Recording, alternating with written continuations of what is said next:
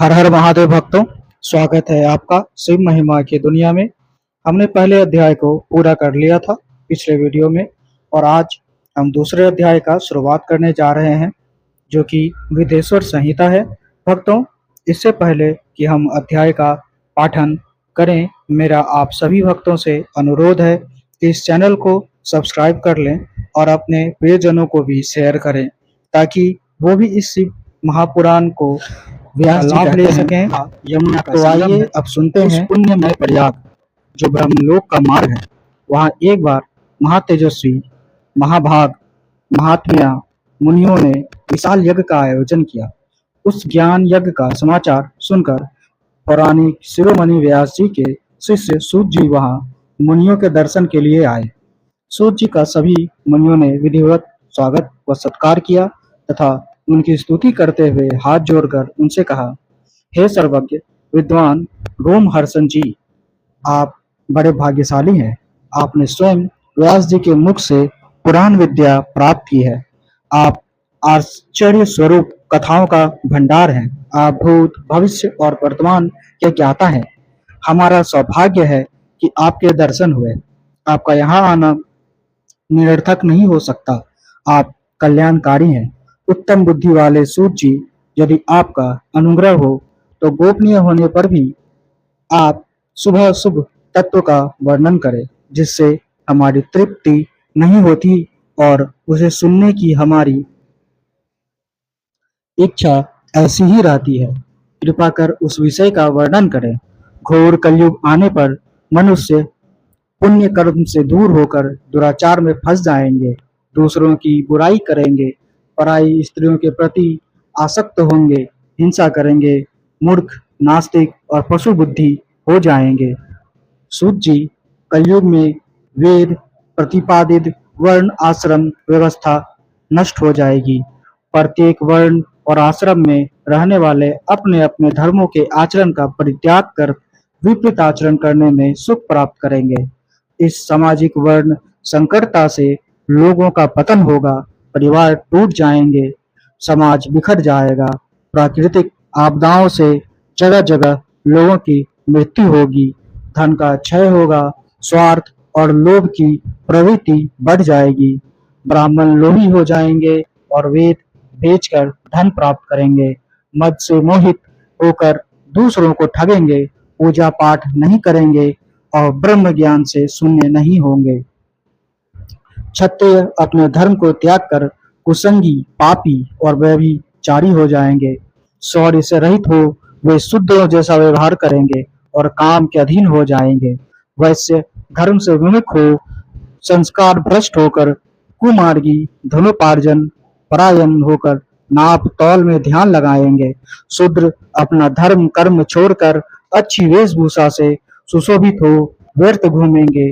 वे कुटिल और ईर्ष्यालु होकर अपने धर्म के प्रतिकूल हो जाएंगे, कुकर्मी और वाद विवाद करेंगे। वे स्वयं को कुलीन मानकर सभी धर्मों और वर्णों में विवाह करेंगे। स्त्रियां सदाचार से विमुख हो जाएंगी। वे अपने पति का अपमान करेंगी और सास ससुर से लड़ेंगी, मलिन भोजन करेंगी, उनका शील स्वभाव बहुत बुरा होगा।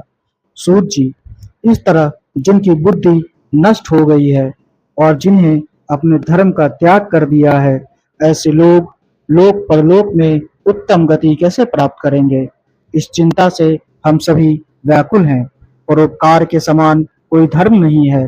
इस धर्म का पालन करने वाला दूसरों को सुखी करता हुआ स्वयं भी प्रसन्न अनुभव करता है। यह भावना यदि निष्काम हो तो कर्ता का हृदय शुद्ध करते हुए उसे परम गति प्रदान करती है। हे महामुने, आप समस्त सिद्धांतों के ज्ञाता हैं। कृपया कर कोई ऐसा उपाय बताइए जिससे इन सब के पापों का तत्काल नाश हो जाए। व्यास जी कहते हैं, उन श्रेष्ठ मुनियों की यह बात सुनकर सूत जी मन ही मन परम श्रेष्ठ भगवान शंकर का स्मरण करके उनसे इस प्रकार बोले। सूत जी कहते हैं, साधु महात्माओं, आपने बहुत अच्छी बात पूछी है। यह प्रश्न तीनों लोगों का हित करने वाला है। आप लोगों के स्नेहपूर्ण आग्रह पर गुरुदेव व्यास का स्मरण कर मैं समस्त पाप राशियों से उद्धार करने वाले शिव पुराण की अमृत कथा का वर्णन कर रहा हूँ। ये वेदांत का सारस वर्ष है। यही परलोक में परमार्थ को देने वाला है तथा दुष्टों का विनाश करने वाला है। इसमें भगवान शिव के उत्तम यश का वर्णन है। धर्म, अर्थ, काम और मोक्ष आदि पुरुषार्थों को देने वाला पुराण अपने प्रभाव की दृष्टि से वृद्धि तथा विस्तार को प्राप्त हो रहा है। शिव पुराण के अध्ययन से कलयुग के सभी पापों में लिप्त जीव उत्तम गति को प्राप्त होंगे। इसके उदय से ही कलयुग का उत्पात शांत हो जाएगा। शिव पुराण को वेद तुल्य माना जाएगा। इसका प्रवचन सर्वप्रथम भगवान शिव ने ही किया था। इस पुराण के 12 खंड या भेद हैं या 12 संहिताएं हैं। पहला विधेश्वर संहिता, दूसरा रुद्र संहिता, तीसरा विनायक संहिता, चौथा उमा संहिता, पांचवा सहस्त्र कोटि रुद्र संहिता, छठा एकादश रुद्र संहिता, सातवां कैलाश संहिता, आठवां सत रुद्र संहिता, नौवां कोटि रुद्र संहिता, दसवां मातृ संहिता, 11वां वायव्य संहिता तथा 12वां धर्म संहिता। विधेश्वर संहिता में 10,000 श्लोक हैं। रुद्र संहिता, विनायक संहिता, उमा संहिता और मैत्रेय संहिता प्रत्येक में 8-8 हजार श्लोक हैं। एकादश रुद्र संहिता में 13,000, कैलाश संहिता में 6,000, सत्य रुद्र संहिता में 3,000, कोटि रुद्र संहिता में 9,000, सहस्त्र कोटि रुद्र संहिता में 11,000, वायव्य संहिता में 4,000 तथा धर्म संहिता में 12,000 श्लोक हैं। मूल शिव पुराण में कुल 1,00,000 श्लोक हैं, परंतु व्यास जी ने इसे 24,000 श्लोकों में संक्षिप्त कर दिया है। पुराणों की कर्म संख्या में शिव पुराण का चौथा स्थान है, जिसमें 7 संहिताएं हैं। पूर्व काल में भगवान शिव ने 100 करोड़ श्लोकों का पुराण ग्रंथ ग्रंथित किया था। सृष्टि के आरंभ में निर्मित यह पुराण साहित्य अधिक विस्तृत था। द्वापर युग में द्वैपायन आदि महर्षियों ने पुराण को 18 भागों में विभाजित कर 4,00,000 श्लोकों में इसके संक्षिप्त कर दिया। इसके उपरांत व्यास जी ने 24,000 श्लोकों में इसका प्रतिपादन किया। यह वेद तुल्य पुराण विधेश्वर रुद्र संहिता, सतरुद्र संहिता, कोटि रुद्र संहिता, उमा संहिता, कैलाश संहिता और वायव्य संहिता नामक 7 संहिताओं में विभाजित है। यह 7 संहिताओं वाला शिव पुराण वेद के समान प्रामाणिक तथा उत्तम गति प्रदान करने वाला है। इस निर्मल शिव पुराण की रचना भगवान शिव द्वारा की गई है तथा इसको संक्षेप में संकलित करने का श्रेय व्यास जी को जाता है। शिव पुराण सभी जीवों का कल्याण करने वाला, सभी पापों का नाश करने वाला है। यही सत्पुरुषों का कल्याण प्रदान करने वाला है। यह तुलना रहित है तथा इसमें वेद प्रतिपादित अद्वैत ज्ञान तथा निष्कपट धर्म का प्रतिपादन है। शिव पुराण श्रेष्ठ मंत्र समूहों का संकलन है। शिव धाम की प्राप्ति का साधन है। समस्त पुराण ईर्ष्या रहित अंतःकरण वाले विद्वानों के लिए जानने की वस्तु है। इसमें परमात्मा का गान किया गया है। इस अमृतमयी शिव पुराण को आदर से पढ़ने और सुनने वाला मनुष्य भगवान शिव का प्रिय होकर परम गति को प्राप्त कर लेता है। व्यास जी कहते हैं, सूत जी के वचनों को सुनकर सभी महर्षि बोले, भगवान आप वेद तुल्य अद्भुत एवं पुण्यमयी शिव पुराण की कथा सुनाइए। सूत जी ने कहा, हे महर्षिगण, आप कल्याणमय भगवान शिव का स्मरण करके वेद के सार से प्रकट शिव पुराण की अमृत कथा सुनिए। शिव पुराण में भक्ति, ज्ञान और वैराग्य सृष्टि आरंभ हुई तब तो 6 कुलों के महर्षि आपस में वाद विवाद करने लगे कि अमुक वस्तु धारण कर लिया तो सभी अपने शंका के समाधान के लिए सृष्टि की रचना करने वाले अविनाशी ब्रह्मा जी के पास जाकर हाथ जोड़कर कहने लगे, पूर्ण जगत को धारण कर उनका पोषण करने वाले हैं प्रभु। हम जानना चाहते हैं कि संपूर्ण तत्वों से परे परातत्व पर पुराण पुरुष कौन है।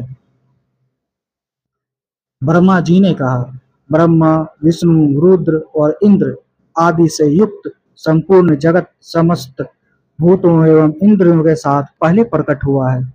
वे देव महादेव ही सर्वज्ञ और संपूर्ण है।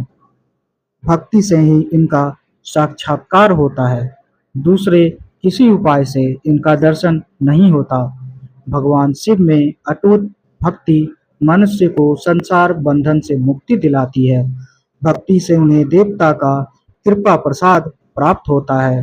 जैसे अंकुर से बीज और बीज से अंकुर पैदा होता है, भगवान शंकर का कृपा प्रसाद प्राप्त करने के लिए आप सब ब्रह्म ऋषि धरती वाले विशाल यज्ञ करो, से ही विद्या के से पद की प्राप्ति साध्य और उनकी सेवा ही साधन है।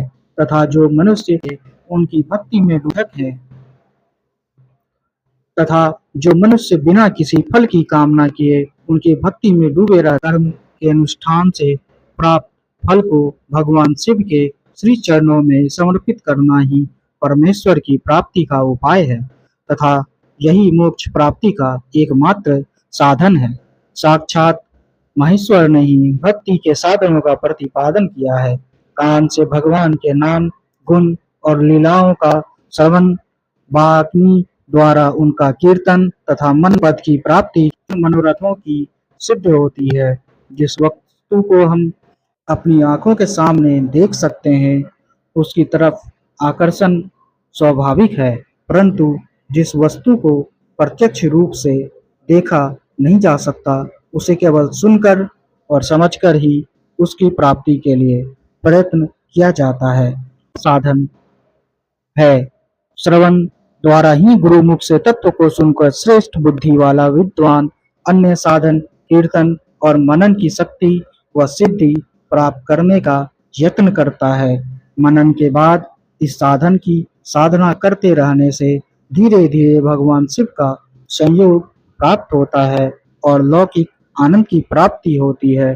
भगवान शिव की पूजा, उनके नामों का जाप तथा उनके रूप गुण विलास के हृदय में निरंतर चिंतन को ही मनन कहा जाता है। महेश्वर की कृपा दृष्टि से उपलब्ध इस साधन को ही प्रमुख साधन कहा जाता है। सूत जी कहते हैं, हे मुनियों, इस साधन का महात्म्य बताते समय मैं एक प्राचीन वृतांत का वर्णन करूंगा जिसे आप ध्यान पूर्वक सुने। बहुत पहले की बात है। पराशर मुनि के पुत्र मेरे गुरु व्यास देव जी सरस्वती नदी के तट पर तपस्या कर रहे थे। एक दिन सूर्य के समान तेजस्वी विमान से यात्रा करते हुए भगवान शंतनु कुमार वहां जा पहुंचे। मेरे गुरु ध्यान में मग्न थे। जानने पर अपने सामने संत कुमार जी को देखकर वे बड़ी तेजी से उठे और उनके चरणों का स्पर्श कर उन्हें अर्घ्य देकर योग्य आसन पर विराजमान किया। प्रसन्न होकर संत कुमार जी गंभीर वाणी में बोले, मुनि, तुम सत्य का चिंतन करो। सत्य तत्व का चिंतन ही श्रेय प्राप्ति का मार्ग है। इसी से कल्याण का मार्ग प्रशस्त होता है। यदि कल्याणकारी है यह जब जीवन में आ जाता है तो सब सुंदर हो जाता है। सत्य का अर्थ है सदैव रहने वाला। इस काल का कोई प्रभाव नहीं पड़ता, यह सदा एक समान रहता है। संत कुमार जी ने महर्षि व्यास को आगे समझाते हुए कहा, महर्षि, सत्य पदार्थ भगवान शिव ही हैं। भगवान शंकर का श्रवण कीर्तन और मनन ही उन्हें प्राप्त करने के सर्वश्रेष्ठ साधन है। पूर्व काल में मैं दूसरे अनेक साधनों के भ्रम में पड़ा घूमता हुआ तपस्या करने मंदराचल पर जा पहुंचा। कुछ समय बाद महेश्वर शिव की आज्ञा से सब के साक्षी तथा शिवगणों के स्वामी नंदिकेश्वर वहां आए और स्नेहपूर्वक मुक्ति के का साधन बताते हुए बोले, भगवान शंकर का श्रवण, कीर्तन और मनन ही मुक्ति का स्रोत है। यह बात मुझे स्वयं देवाधिदेव भगवान शिव ने बताई है, अतः तुम इन्हीं साधनों का अनुष्ठान करो। व्यास जी से ऐसा कहकर अनुगामियों में सहित संत कुमार ब्रह्मधाम को चले गए। इस प्रकार इस उत्तम वृत्तांत का संक्षेप में मैंने वर्णन किया है। ऋषि बोले, सूत जी, आपने श्रवण, कीर्तन और मनन को मुक्ति का उपाय बताया है, किंतु जो मनुष्य इन तीनों साधनों में असमर्थ हो, वह मनुष्य कैसे मुक्त हो सकता है?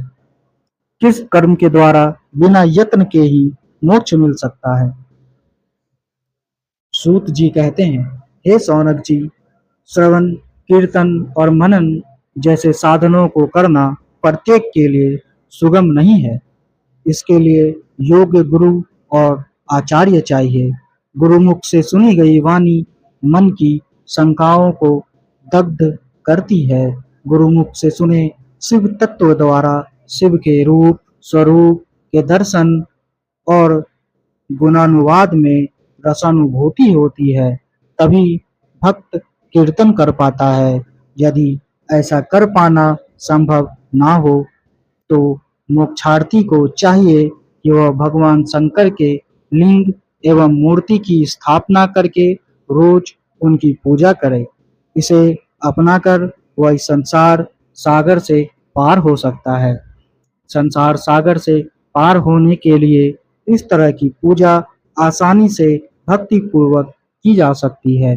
अपनी शक्ति एवं सामर्थ्य के अनुसार धनराशि से शिवलिंग या शिव मूर्ति की स्थापना कर भक्ति भाव से उसकी पूजा करनी चाहिए। मंडप, गौपुर, तीर्थ, मठ एवं क्षेत्र की स्थापना कर उत्सव का आयोजन करना चाहिए तथा पुष्प, धूप, वस्त्र, गंध, दीप तथा पुआ और तरह तरह के भोजन नैवेद्य के रूप में अर्पित करने चाहिए। श्री शिव जी ब्रह्म रूप और निष्कल अर्थात कला रहित भी हैं और कला सहित भी। मनुष्य इन दोनों स्वरूपों की पूजा करते हैं। शंकर जी को ही ब्रह्म पदवी भी प्राप्त है।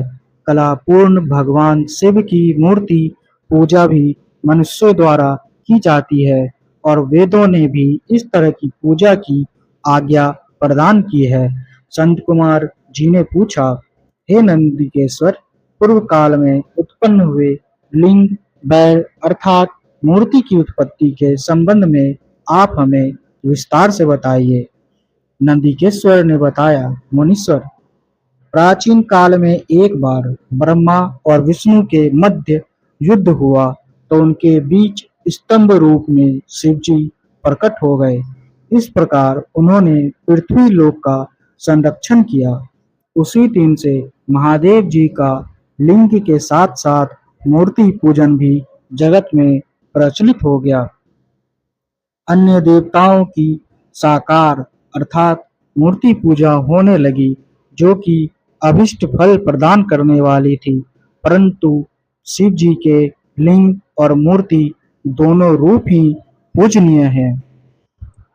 नंदिकेश्वर बोले, पूर्व काल में श्री विष्णु अपनी पत्नी श्री लक्ष्मी जी के साथ शेष शैया पर शयन कर रहे थे। तब एक बार ब्रह्मा जी वहां पहुंचे और विष्णु जी को पुत्र कहकर पुकारने लगे। पुत्र उठो, मैं तुम्हारा ईश्वर तुम्हारे सामने खड़ा हूँ। यह सुनकर विष्णु जी को क्रोध आ गया। फिर भी शांत रहते हुए वे बोले, पुत्र, तुम्हारा कल्याण हो। कहो, अपने पिता के पास कैसे आना हुआ? यह सुनकर ब्रह्मा जी कहने लगे, मैं तुम्हारा रक्षक हूँ, सारे जगत का पितामह हूँ। सारा जगत मुझ में निवास करता है। तुम मेरी नाभि कमल से प्रकट होकर मुझसे ऐसी बातें कर रहा है।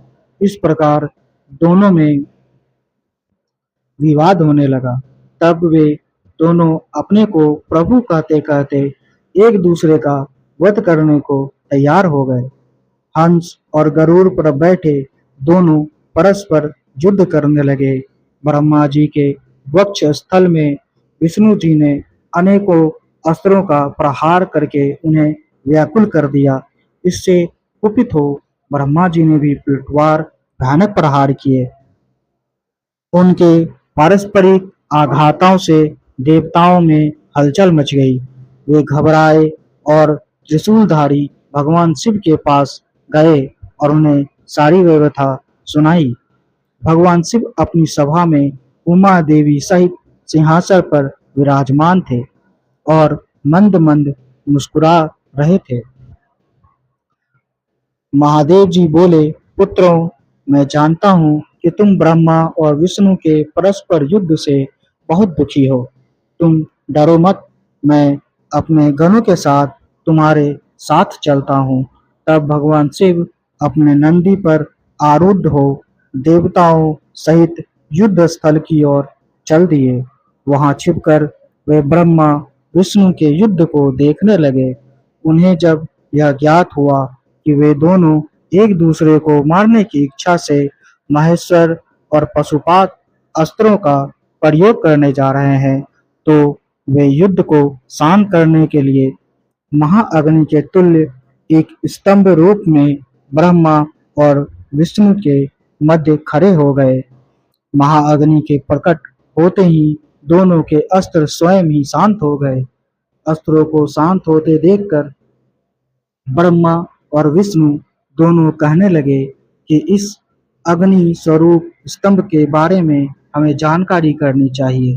दोनों ने उसकी परीक्षा लेने का निर्णय लिया। भगवान विष्णु ने शूकर रूप धारण किया और उसको देखने के लिए नीचे धरती में चल दिए। ब्रह्मा जी हंस का रूप धारण करके ऊपर की ओर चल दिए। पाताल में बहुत नीचे जाने पर भी विष्णु जी को स्तंभ का अंत नहीं मिला, अतः वे वापस चले आए। ब्रह्मा जी ने आकाश में जाकर केतकी का फूल देखा। वे उस फूल को लेकर विष्णु जी के पास गए। विष्णु ने उनके चरण पकड़ लिए। ब्रह्मा जी के छल को देखकर भगवान शिव प्रकट हुए। विष्णु जी की महानता ने शिव प्रसन्न होकर बोले, हे विष्णु जी, आप सत्य बोलते हैं, अतः मैं आपको अपनी समानता का अधिकार देता हूँ। नंदिकेश्वर बोले, महादेव जी ब्राह्मण जी महादेव जी ब्रह्मा जी के छल पर अत्यंत क्रोधित हुए। उन्होंने अपने त्रिनेत्र यानी तीसरी आंख से भैरव को प्रकट किया और उन्हें आज्ञा दी कि वह तलवार से ब्रह्मा जी को दंड दे। आज्ञा पाते ही भैरव ने ब्रह्मा जी के बाल पकड़ लिए और उनका पांचवा सिर काट दिया। ब्रह्मा जी डर के मारे कांपने लगे। उन्होंने भैरव के चरण पकड़ लिए तथा क्षमा मांगने लगे। इसे देखकर श्री विष्णु ने भगवान शिव से प्रार्थना की कि आपकी कृपा से ही ब्रह्मा जी को पांचवा सर मिला था, अतः आप इन्हें क्षमा कर दे। तब शिव जी की आज्ञा पाकर ब्रह्मा को भैरव ने छोड़ दिया। शिव जी ने कहा, तुमने प्रतिष्ठा और ईश्वरत्व को दिखाने के लिए छल किया है, इसलिए मैं तुम्हें शाप देता हूँ कि तुम सत्कार, स्थान व उत्सव से विहीन रहोगे। ब्रह्मा जी को अपनी गलती का पछतावा हो चुका था। उन्होंने भगवान शिव के चरण पकड़कर क्षमा मांगी और निवेदन किया कि उनका पांचवा सिर पुनः प्रदान करे। महादेव जी ने कहा, जगत की स्थिति को बिगाड़ने से बचाने के लिए पापी को दंड अवश्य देना चाहिए ताकि लोक मर्यादा बनी रहे। मैं तुम्हें वरदान देता हूँ कि तुम गणों के आचार्य कहलाओगे और तुम्हारे बिना यज्ञ पूर्ण न होंगे। फिर उन्होंने केतकी के पुष्प से कहा, अरे दुष्ट केतकी पुष्प, अब तुम मेरी पूजा के अयोग्य रहोगे। तब केतकी पुष्प बहुत दुखी हुआ और उनके चरणों में गिरकर माफी मांगने लगा। तब महादेव जी ने कहा, मेरा वचन तो झूठा नहीं हो सकता, इसलिए तू मेरे भक्तों के योग्य होगा। इस प्रकार तेरा जन्म सफल हो जाएगा। नंदिकेश्वर कहते हैं, ब्रह्मा और विष्णु भगवान शिव को प्रणाम कर चुपचाप उनके दाएं बाएं भाग में खड़े हो गए। उन्होंने पूजनीय महादेव जी को श्रेष्ठ आसन पर बैठाकर पवित्र वस्तुओं से उनका पूजन किया। दीर्घकाल तक स्थिर रहने वाली वस्तुओं को पुष्प वस्तु तथा अल्पकाल तक टिकने वाली वस्तुओं को प्राकृत वस्तु कहते हैं। हार, नुपुर, केयूर, किरीट, मणिमय कुंडल, यज्ञोपवीत, उत्तरीय वस्त्र, पुष्पमाला, रेशमी वस्त्र, हार, मुद्रिका, पुष्प, तांबुल, कपूर, चंदन एवं अगरू का अनुलेप, धूप, दीप, श्वेत छत्र, व्यंजन, ध्वजा, चंवर तथा उनके अनेक दिव्य उपहारों द्वारा जिनका वैभव वाणी और मन की पहुंच से परे था, जो केवल परमात्मा के योग्य थे, उसमें ब्रह्मा और विष्णु ने अपने स्वामी महेश्वर का पूजन किया। इससे प्रसन्न होकर भगवान शिव ने दोनों देवताओं से मुस्कुराकर कहा, पुत्रों, आज तुम्हारे द्वारा की गई पूजा से मैं बहुत प्रसन्न हूँ। इसी कारण यह दिन परम पवित्र और महान होगा। यह तिथि शिवरात्रि के नाम से प्रसिद्ध होगी और मुझे परम प्रिय होगी। इस दिन जो मनुष्य मेरे लिंग अर्थात निराकार रूप की या मेरे मूर्ति अर्थात साकार रूप की दिन रात निराहार रहकर अपनी शक्ति के अनुसार निश्चल भाव से यशोचित पूजा करेगा, वह मेरा परम प्रिय भक्त होगा। पूरे वर्ष भर निरंतर मेरी पूजा करने पर जो फल मिलता है, वह फल शिवरात्रि को मेरा पूजन करके मनुष्य तत्काल प्राप्त कर लेता है। जैसे पूर्ण चंद्रमा का उदय समुद्र की वृद्धि का अवसर है, उसी प्रकार शिवरात्रि की तिथि मेरे धर्म की वृद्धि का समय है। इस तिथि को मेरे स्थापना का मंगलमय उत्सव होना चाहिए।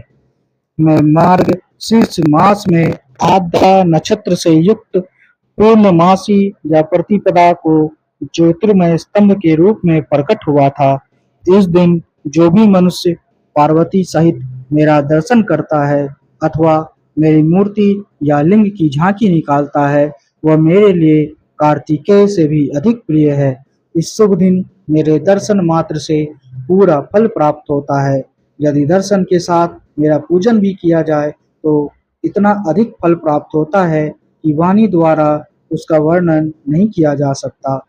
लिंग रूप में प्रकट होकर मैं बहुत बड़ा हो गया था, अतः लिंग के कारण यह भूतल लिंग स्थान के नाम से प्रसिद्ध हुआ। जगत के लोग इसका दर्शन और पूजन कर सकेंगे। इसके लिए यह अनादि और अनंत ज्योति स्तंभ अथवा ज्योतिर्मय लिंग अत्यंत छोटा हो जाएगा। यह लिंग सब प्रकार के भोग सुलभ कराने वाला तथा भोग और मोक्ष का एकमात्र साधन है। इसका दर्शन, स्पर्श और ध्यान प्राणियों को जन्म और मृत्यु के कष्ट से छुड़ाने वाला है। शिवलिंग के यहाँ प्रकट होने के कारण यह स्थान अरुणाचल नाम से प्रसिद्ध होगा तथा यहाँ बड़े बड़े तीर्थ प्रकट होंगे। इस स्थान पर रहने या मरने से जीवों को मोक्ष प्राप्त होगा। मेरे दो रूप हैं, साकार और निराकार। पहले मैं स्तंभ रूप में प्रकट हुआ, फिर रूप है तथा महेश्वर भाव मेरा साक्षात रूप है। ये दोनों ही मेरे सिद्ध रूप हैं। मैं ही परम ब्रह्म परमात्मा हूँ। जीवों पर अनुग्रह करना मेरा कार्य है। मैं जगत की वृद्धि करने वाला होने, सर्वत्र स्थित होने के कारण ब्रह्मविद होने के कारण स्वर्ग से लेकर पांच दायित्व का साक्षात्कार कराने के लिए मैं जगदीश्वर रूप में प्रकट हो गया। मेरा सबका सामने है। मेरे लिंग की स्थापना करने वाले मेरे उपासक को मेरी समानता की प्राप्ति हो जाती है तथा अनुभव करता हुआ संसार वह जीते जी परमानंद की अनुभूति करता हुआ शरीर का त्याग कर शिवलोक को प्राप्त होता है, अर्थात मेरा ही स्वरूप हो जाता है। मूर्ति की स्थापना लिंग की अपेक्षा गौण है। यह उन भक्तों के लिए है जो शिवत्व के अनुशीलन में सक्षम नहीं हैं। ब्रह्मा और विष्णु ने पूछा, क्या बोले? मेरे कर्तव्यों को समझना अत्यंत गहन है। कृपा पूर्वक तुम्हें पालन और अनुग्रह मेरे जगत संबंधी सिद्ध हैं। संसार सृष्टिकर्ता कहलाता होकर सृष्टि उसका पालन है, उसका विनाश ही संहार है। प्राणों के उत्क्रमण को तिरोभाव कहते हैं। इन सब से छुटकारा मिल जाना ही मेरा अनुग्रह अर्थात मोक्ष है। सृष्टि आदि चार कृत्य संसार का विस्तार करने वाले हैं। पांचवा कृत्य मोक्ष का है। मेरे भक्तजन इन पांचों कार्यों को पांच भूतों में देखते हैं। सृष्टि धरती पर स्थित, जल में, संहार अग्नि में, तिरोभाव वायु में और अनुग्रह आकाश में स्थित है होती है। यह स्थान से दूसरे स्थान पर ले जाती है, सबको अनुग्रहित करता है। पांच मुख हैं, चार दिशाओं में चार मुख और इसके बीच में पांचवा मुख है। पुत्रों से स्वरूप रुद्र और महेश और तिरोभाव में पूर्ण है, गुप्त है। सब स्वयं प्रकट हुआ स्मरण निरंतर करने से मेरा ही सदा स्मरण होता है। प्रति मुख से आकार का, पश्चिम मुख से उकार का, दक्षिण मुख से तथा मध्यवर्ती मुख से नाद का प्रकटीकरण हुआ है। इस प्रकार इन पांच अवयवों से ओंकार का विस्तार हुआ है। इन पांचों अवयवों से हुआ जगत में उत्पन्न सभी स्त्री पुरुष इस प्रणव मंत्र में व्याप्त हैं। यह मंत्र शिव शक्ति दोनों का बोधक है। इसी से पंचाक्षर मंत्र ओम नमः शिवाय की उत्पत्ति हुई है। यह मेरे साकार रूप का बोधक है। यह पंचाक्षर मंत्र से मातृका वर्ण प्रकट हुए हैं। जो पांच वेद प्रकट हुए, उन मंत्रों से विभिन्न कार्यों की सिद्धि होती है। इस प्रणव मंत्र दोनों ईश्वर कहते हैं। जगदम्बा उमा गौरी पार्वती के साथ बैठे महादेव ने उत्तरवर्ती मुख बैठे ब्रह्मा और विष्णु को पर्दा करने वाले वस्त्र से आच्छादित कर उनके मस्तक पर अपना हाथ रखकर धीरे धीरे उच्चारण कर उन्हें उत्तम मंत्र का उपदेश दिया। 3 बार मंत्र का उच्चारण करके भगवान शिव ने उन्हें शिष्यों के रूप में दीक्षा दी।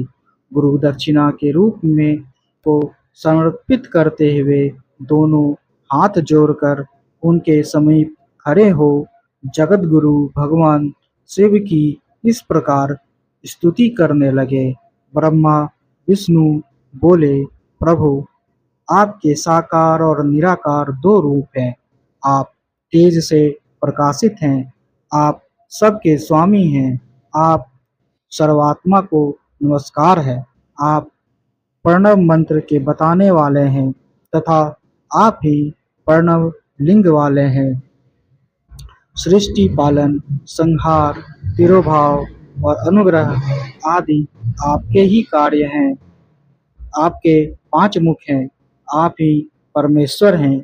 आप सबकी आत्मा हैं, ब्रह्म हैं। आपके गुण और शक्तियाँ अनंत हैं। हम आपको नमस्कार करते हैं। इन पंक्तियों से स्तुति करते हुए गुरु महेश्वर को प्रसन्न कर ब्रह्मा और विष्णु ने उनके चरणों में प्रणाम किया। महेश्वर बोले, आद्रा नक्षत्र में चतुर्दशी को यदि इस प्रणव मंत्र का जप किया जाए तो यह अक्षय फल देने महा आद्रा है।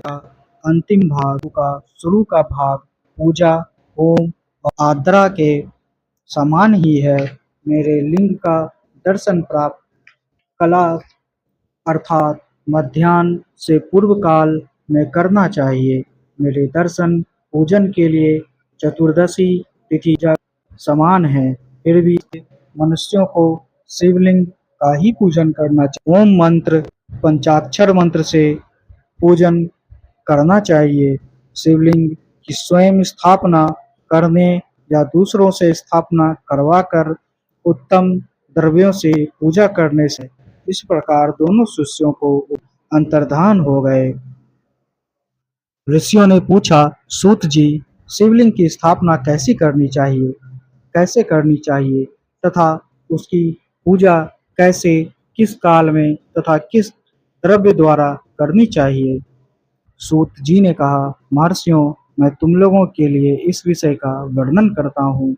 इसे ध्यान से सुनो और समझो। अनुकूल एवं शुभ समय में किसी पवित्र तीर्थ में, नदी के तट पर, जहाँ द्रव्य से अथवा तेजस द्रव्य से पूजन करने से उपासक को पूजन का शुभ लक्षणों में पूजा करने पर यह तुरंत फल देने वाला है। जल प्रतिष्ठा के लिए छोटा शिवलिंग श्रेष्ठ माना जाता है। अचल प्रतिष्ठा हेतु बड़ा शिवलिंग अच्छा रहता है। शिवलिंग की पीठ सहित स्थापना करनी चाहिए। शिवलिंग की पीठ गोल, चौकोर, त्रिकोण अथवा खाट के पतला होना चाहिए। ऐसा फल देने शिवलिंग का निर्माण करना चाहिए। जिस द्रव्य से लिंग का निर्माण हो, उसी से उसका पीठ बनाना चाहिए। यही अचल प्रतिष्ठा वाले शिवलिंग की विशेषता है। चल प्रतिष्ठा वाले शिवलिंग में लिंग का व प्रतिष्ठा एक ही तत्व से बनानी चाहिए। लिंग की लंबाई स्थापना करने वाले मनुष्य के 12 अंगुल के बराबर होनी चाहिए। इससे कम होने पर फल भी कम प्राप्त होता है, परंतु 12 अंगुल से लंबाई अधिक भी हो सकती है। चल लिंग में लंबाई स्थापना करने बराबर होनी चाहिए कि पहले वह देवालय बनवाए तथा भगवानों की मूर्ति स्थापित करे। देवालय का गर्भगृह सुंदर, सुदृढ़ और स्वच्छ होना चाहिए। उसमें 2 मुख्य द्वार हो। जहाँ शिवलिंग की स्थापना करनी हो, उस स्थान के गर्त में नीलम, लाल, वैदुर्य, श्याम, मरकट, मूंगा, गौमेद और हीरा, इन 9 रत्नों को वैदिक मंत्रों के साथ छोड़ें।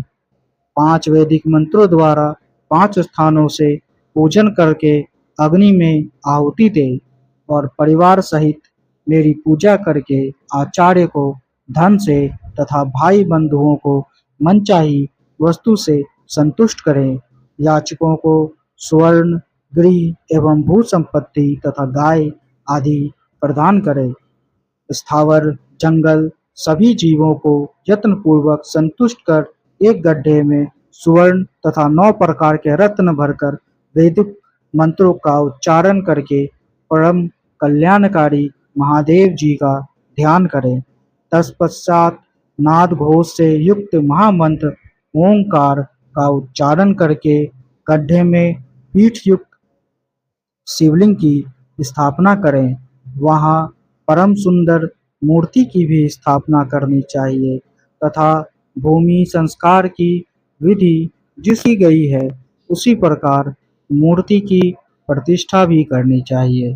मूर्ति की स्थापना अर्थात प्रतिष्ठा पंचाक्षर मंत्र से करनी चाहिए।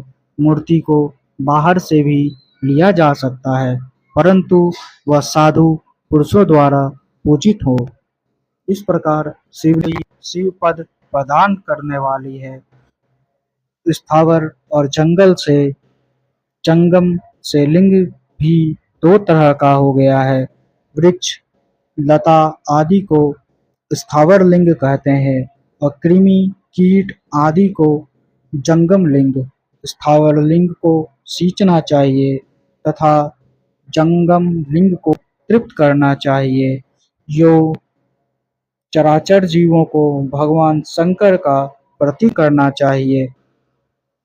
ना करके विविध पूजन करें तथा ध्वजारोहण करें। शिवलिंग साक्षात शिव का पद प्रदान करने वाला है। आवाहन, आसन, अर्घ्य, पाद, पादांग, आस्त्र, यज्ञो, पवित्र, गंध, पुष्प, धूप, दीप, समर्पण, निराजन, नमस्कार और विसर्जन, ये 16 उपचार हैं। इसके द्वारा पूजन करें। इस तरह किया गया भगवान शिव का पूजन शिव पद की प्राप्ति कराने वाला है। सभी शिवलिंगों की स्थापना के उपरांत, चाहे वे मनुष्य द्वारा स्थापित, ऋषियों या वेद देवताओं द्वारा अथवा अपने आप प्रकट हुए हो, सभी का उपयुक्त विधि से पूजन करना चाहिए, तभी फल प्राप्त होता है। उसकी परिक्रमा और नमस्कार करने से शिव पद की प्राप्ति होती है। शिवलिंग का नियम पूर्वक दर्शन भी कल्याणकारी होता है। मिट्टी, आटा, गाय के गोबर, फूल, कनेर, पुष्प, फल, गुड़, मक्खन, भस्म अथवा अन्न से शिवलिंग बनाकर प्रतिदिन पूजन करें तथा प्रतिदिन 10,000 प्रणव मंत्रों का जाप करें अथवा दोनों संध्याओं के समय एक सहस्त्र प्रणव मंत्रों का जाप करें। इससे भी शिव पद की प्राप्ति होती है। जप काल में प्रणव मंत्र का उच्चारण मन की शुद्धि करता है। नाद और बिंदु से युक्त ओंकार को कुछ विद्वान समान प्रणव कहते हैं। प्रतिदिन 10,000 पंचाक्षर मंत्र का जाप अथवा दोनों संध्याओं को एक सहस्त्र मंत्र का जाप शिव पद की प्राप्ति कराने वाला है। सभी ब्राह्मणों के लिए प्रणव से युक्त पंचाक्षर मंत्र अति फलदायक हैं। कलश से किया स्नान, मंत्र की दीक्षा, मातृकाओं का न्यास, सत्य से पवित्र अंतःकरण, ब्राह्मण तथा ज्ञानु गुरु सभी को उत्तम माना गया है। पंचाक्षर मंत्र का 5 करोड़ जाप करने से मनुष्य भगवान शिव के समान हो जाता है। 1, 2, 3 अथवा 4 करोड़ जाप करके मनुष्य क्रमशः ब्रह्मा, विष्णु, रुद्र तथा महेश्वर का पद प्राप्त कर लेता है। यदि 1000 दिनों तक प्रतिदिन एक सहस्त्र जाप पंचाक्षर मंत्रों का किया जाए तो प्रतिदिन ब्राह्मण को भोजन कराया जाए तो इससे अभिष्ट कार्य की सिद्धि होती है। ब्राह्मण को प्रतिदिन प्रातःकाल 1008 बार गायत्री मंत्र का जाप करना चाहिए, क्योंकि गायत्री मंत्र शिव पद की प्राप्ति कराता है। वेद मंत्रों और वैदिक सूक्तियों का भी नियम से जाप करें।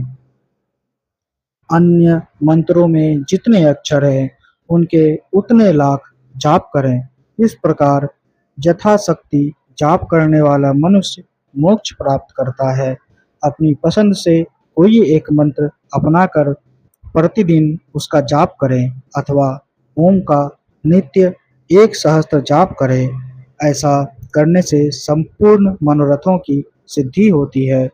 जो मनुष्य भगवान शिव के लिए फुलवाड़ी या बगीचे लगाता है तथा शिव मंदिर में झाड़ने बुहारने का सेवा कार्य करता है, ऐसे शिव भक्त को पुण्य कर्म की प्राप्ति होती है अतः अंत अंत समय में भगवान शिव उसे मोक्ष प्रदान करते हैं।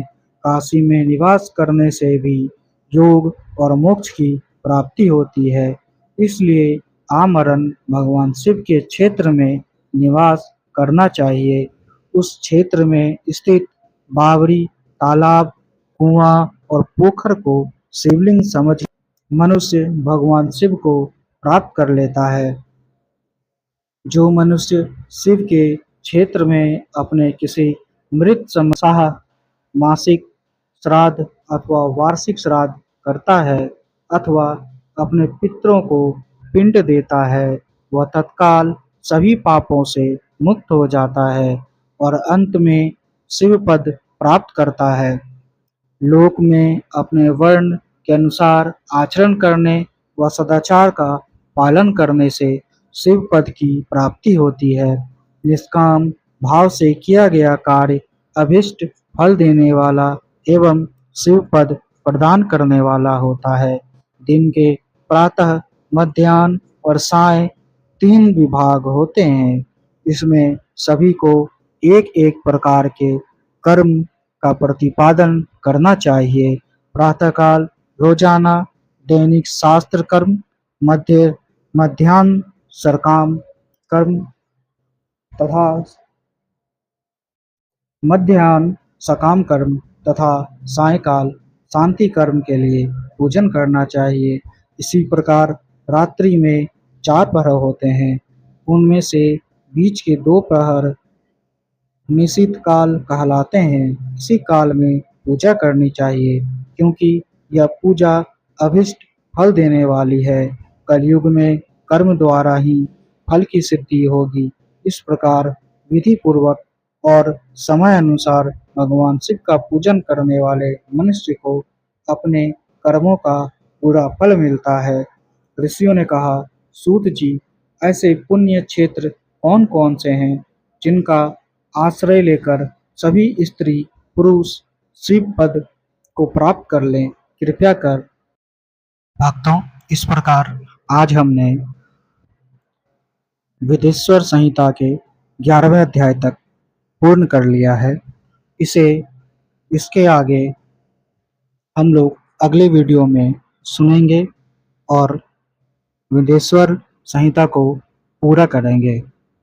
अगर ये वीडियो आपको अच्छी लगे तो हमारे इस चैनल पर अपना प्यार बरसाएं और कमेंट सेक्शन में हर हर महादेव जरूर लिखें। हर हर महादेव।